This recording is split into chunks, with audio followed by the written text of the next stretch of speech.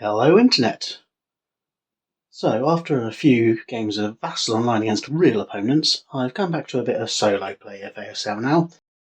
Learning the AFV rules from SK3, I'm having a crack at Clash at Borisovka. Straightforward game, nothing but tanks in this. Played on boards TMV. There's 10 Russian tanks that have got to come in from the north and get off the southern edge. And there's 6 slightly more powerful German tanks coming in off the southern edge. You've got to stop them. The victory conditions are the Russians win at the end of the game, just 5 turns, if they've destroyed more AFVs than the Germans have, and for every single tank they manage to exit off the southern edge, that counts as a destruction. So 10 tanks against 6, it's going to be tougher for the Germans. It's going to be about placing, but where they've got the 88L guns, they're going to have slightly better chances to kill with these other oncoming tanks. So let's get on with it. So it's the end of the first turn, and we've already had some blood drawn. So one of the German 75L carrying vehicles has been taken out by a lucky shot from the Russians. They did also make some advancing fire attacks on their way up and managed to take out 2 vehicles here. Now I did balls up here, so one of them, I can't remember which one, was a critical hit. So I scored a 2, so it would have taken them out. But for the other one, I forgot to add the bounding fire DRMs because it was in the advanced fire phase. Because of that, one of them should be there, but standard ASL, after an error's been made and you've played them, if you notice it, you don't rewind, and I've only just noticed it. So although the Germans have 2 kills against the Russians 1 kill, it really should be 1 each at this point. But we'll play it out and see how it goes. And I remember that if the Russians do lose this, there was 1 in it which should have been. Alright. No real solid tactics at the moment, they're just both moving in. The Germans are trying to set up in kind of cover to cover any approaches down here. Probably going to try and get the 88Ls into buildings. I know you can get stuck there with the bog check, but with that big gun and that big tank, because they're large targets, having the extra TEM of a building will really help them survive and help them with the extra firepower they're going to be spitting out anyway. As for the Russians, they're just going to try and worm their way down, staying out of sight, and get as far south as they can before they can jump out and start taking some pot shots. So, on to turn 2. So it's turn 2, and there's been some losses on both sides. The Germans have lost another vehicle here, leaving this side of the board quite open. There's an 88L here in the building, but with this other part of the building here, it does block a bit of line of sight down this side of the board, giving these guys a chance to head for safety. The Germans here can turn around, of course. But there's also a lot of Russians around here. There's another 88L on the hill here, which is slowly moving into more of a defensive posture. That's going to try and catch the last people getting through. And this poor vehicle here is completely covered in acquisition. So the vehicles all around here are just going to completely blast him out in the prep fire phase next turn. The one thing about vehicles that I didn't quite realise, so wasn't so obvious from the rules, given the amount of DRMs on the to hit chart, is that when you do get that hit, they can be lethal. And the Russians really did lose two of the vehicles they lost last turn. Mostly it was due to their facing, because they had shots from the side or the rear, and the armour was practically non-existent. That to kill number was, in some cases, one of the to kill numbers was 11, and the chances of you rolling an 11 are very good in this game. On to turn 3. Let's see if we can get these 2 off the back here. That would even out the score so far to 4 apiece, and then we'll just have to see if the Russians are successful at getting that and keeping everything else they've got still alive, they will slightly have the edge. So, let's see how it plays. At the end of turn 3, things are very 50-50 right now. So we've got the German 88L and one of the Russian 76L tanks. They're having a little bit of a tete-a-tete. They're not actually getting hit on each other, but the acquisition's increasing. One of them's going to die in that little battle. And we have the other 88L, which has moved into a defensive position looking this way. So this tank is definitely escaping. So that's +1 for the Germans. These guys is very dependent on what happens on between this fight. And the minute this guy moves anywhere, that German's going to shoot him. And he's probably going to have him. So at the moment, just on the numbers, it's really going to come down to what happens here. If this Russian can be destroyed, then this 88L can refocus its attention elsewhere and possibly stop some of them getting through. Germans are currently on 5 points and the Russians on 4. It's going to be level when they get out. It's going to be in the German favour if he doesn't make it through, and I don't think he will. But he's got to push for it. So the remaining points on the table at that point, it could go either way still. On to turn 4, and let's see what that brings. At the end of turn 4, things have changed dramatically. There is now only a single German tank still alive, and the points are currently even. 3 Russians left on the board. Got this guy down here.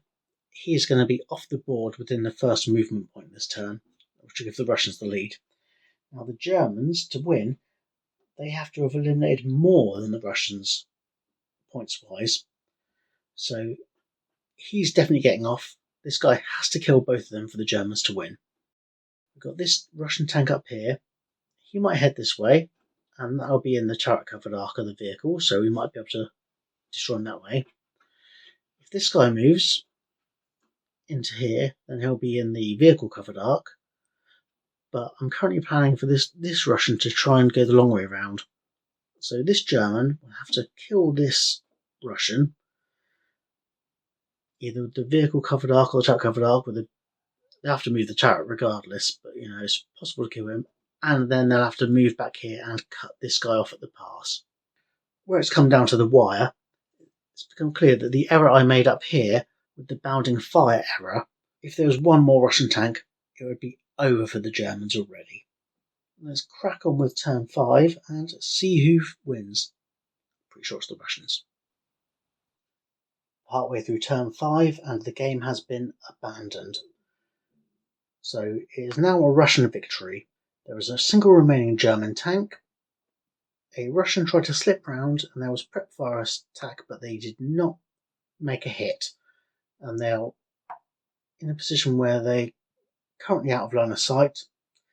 In the next German turn, they're only really going to get the chance to kill one of the tanks, either this one or this one, and that would only even the score to 7 points each, which would result in a Russian victory. So I've decided to give it up. I've learnt a lot from playing through this scenario. To kill process is a lot more lethal than I thought it was. Securing the hits can be a bit tricky. There were a lot of shots taken where a hit didn't happen, but I found that even with the tanks given in this scenario, they've all got quite large guns, and the armor was variable. But if you secured a hit, the chances of a kill were really quite high. I think I've got to say probably about 65-70% of the successful hits resulted in a successful kill. Given what I've read about the rules, in this tank versus tank scenario, they seem really fragile. If I score a hit, the chances are I'm probably going to get a kill. But when you start thinking about tanks in a broader sense, when you have a lot of infantry on two sides and you've got one tank, that one tank will be less likely to die and more likely to slaughter infantry. So I think in those cases they'll be a lot more worrisome. But in this tank versus tank situation, the chances of them dying, if anything, I'd say they get eliminated easier than infantry do on a infantry versus infantry scenario. I learnt a lot. I ballsed up with the bounding fire in the advancing fire phase, but it's those little cock-ups that when you're playing a game that make you remember the rule the next time round. So although that was an error, that would have only given the Russians an extra tank and they'd have just done even better. If I did play this again, I'd do things a little bit differently. I'd be a little bit more careful about facing other tanks at the beginning. And it wasn't until the third turn when I realised that the tanks were getting shot in the back and the sides and hitting 6 armour values instead of 11, which will radically change the stick kill number. All in all, I did enjoy the scenario, and I do feel like I'm learning more and more of ASL every time I play a more advanced thing. With the tanks, there's a lot more to keep in mind. The counters themselves are harder to read. There's some really specific information on the reverse of the counter. It makes it really, really heavy mentally to stay on top of a AFV scenario. But I'm definitely getting there, and all of this practice with ASL-SK, when it comes to going on to full ASL, I think there'll be less to pile on.